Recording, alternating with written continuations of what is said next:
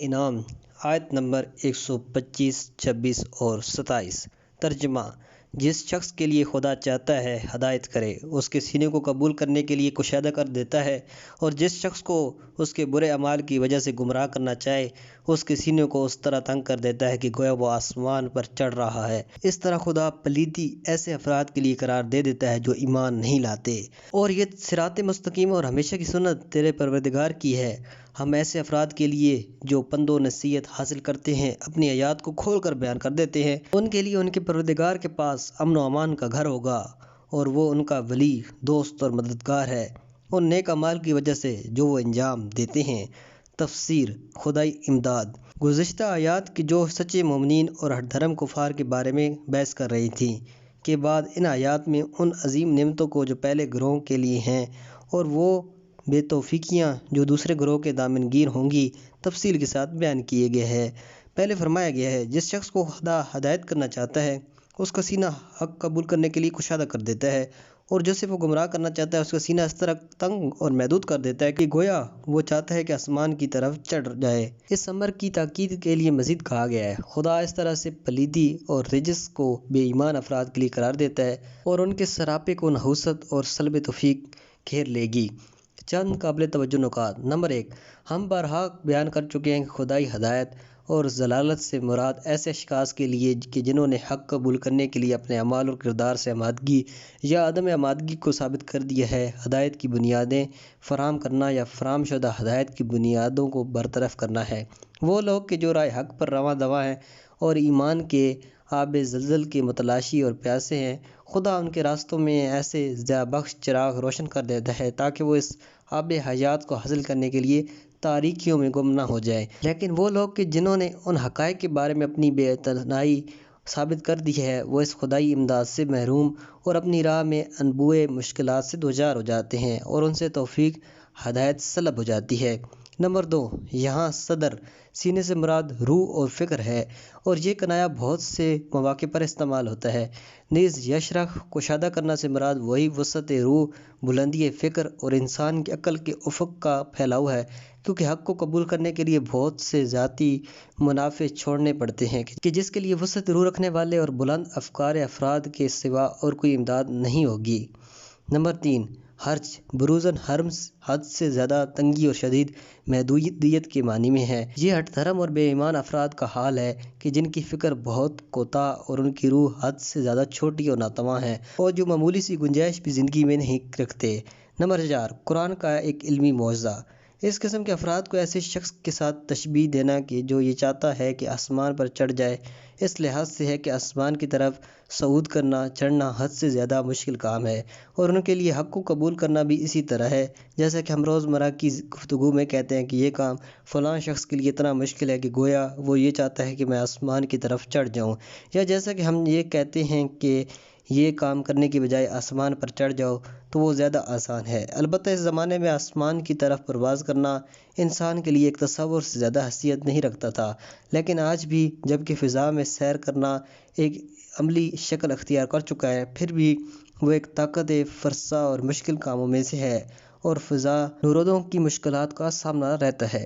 اس آیت کے لیے ایک لطیف تر معنی بھی نظر آتا ہے جو گزشتہ بحث کی تکمیل کرتا ہے، اور وہ یہ ہے کہ آج تک جو کچھ ہو چکا ہے، کرۂ زمین کے اطراف کی ہوا اس زمین کے کرب و جوار میں تو بالکل نتری ہوئی اور انسانی تنفس کے لیے آمادہ ہے، لیکن ہم جتنا اوپر کی طرف چڑھتے چلے جائیں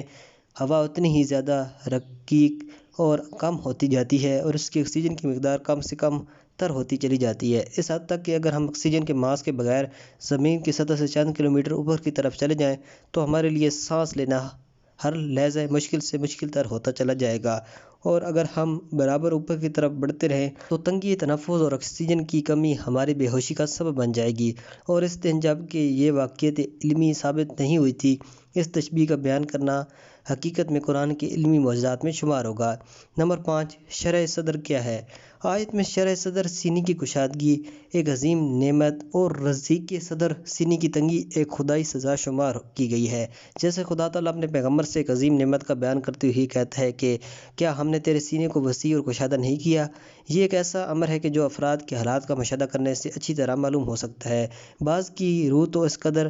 بلند اور کشادہ ہوتی ہے، جو ہر حقیقت کو قبول کرنے کے لیے چاہے وہ کتنی بڑی کیوں نہ ہو آمادہ اور تیار ہوتی ہے۔ لیکن اس کے برعکس بعض کی روح اتنی تنگ اور محدود ہوتی ہے کہ جیسے کسی بھی حقیقت کے نفوذ کے لیے اس میں کوئی رائے اور جگہ نہیں ہے۔ ان کی فکری نگاہ کی حد روزمرہ کی زندگی اور کھانے پینے تک ہی محدود ہوتی ہے۔ اگر وہ انہیں مل جائے تو ہر چیز اچھی ہے، اور اگر اس میں تھوڑا سا بھی تغیر پیدا ہو جائے تو گویا سب کچھ ختم ہو گیا ہے اور دنیا خراب ہو گئی ہے۔ جس وقت اوپر والی آیت نازل ہوئی، پیغمبر صلی اللہ علیہ وسلم سے لوگوں نے پوچھا کہ شرح صدر کیا ہے، تو آپ صلی اللہ علیہ وسلم نے فرمایا، ایک نور ہے کہ جسے خدا جس شخص کے لیے دل میں چاہے ڈال دے تو اس کے سائے میں اس کی روح وسیع و کشادہ ہو جاتی ہے۔ لوگوں نے پوچھا کہ کیا اس کی کوئی نشانی بھی ہے کہ جس سے اسے پہچانا جائے، تو آپ صلی اللہ علیہ وسلم نے فرمایا، ہاں، اس کی نشانی ہمیشہ کے گھر کی طرف توجہ کرنا اور دنیا کے زر کو برق سے دامن سمیٹنا اور موت کے لیے آمادہ ہونا ہے، ایمان اور عمل صالح اور رائے حق میں کوشش کرنے کے ساتھ قبل اس کے کہ موت آ جائے۔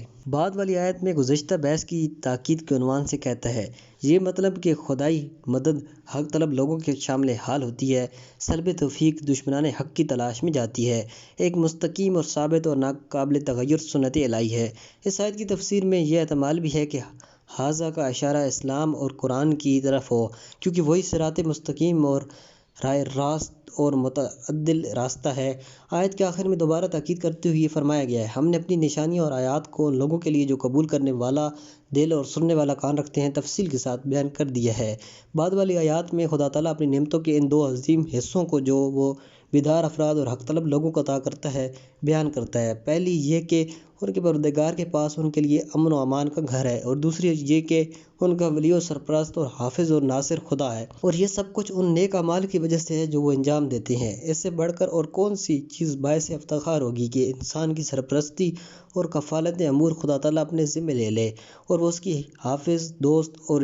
یاور ہو جائے۔ اور کون سی نعمت اس سے عظیم تر ہے کہ دارالاسلام یعنی امن و امان کا گھر، وہ جگہ کہ جس میں نہ جنگ ہے، نہ خون ریزی، نہ نزاع ہے، نہ جھگڑا، اور نہ